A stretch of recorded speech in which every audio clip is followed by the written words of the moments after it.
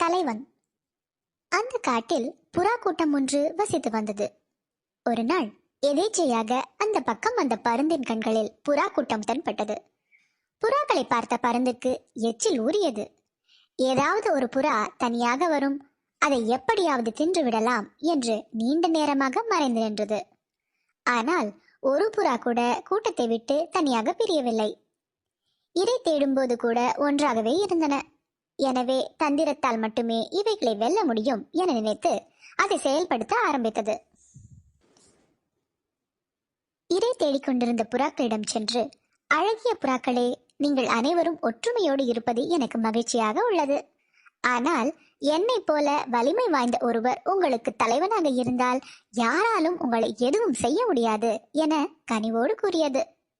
பருந்தின் பேச்சில் மயங்கிய புறாக்கள் அதை தங்களுடைய தலைவனாக ஏற்றுக்கொண்டன. அன்று முதல் தினமும் ஒவ்வொரு புறாவாக காணாமல் போய்கொண்டிருந்தன. இதனால் மற்ற புறாக்கள் கவலைப்பட ஆரம்பித்தன.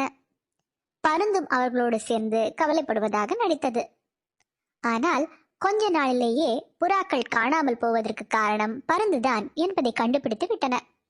எல்லா புறாக்களும் ஒன்று சேர்ந்து அந்த பருந்தை அடித்து துரத்தின. எதிரியை கூடவே வைத்துக் கொண்டால் இழப்புகள் மட்டுமே மிஞ்சும்.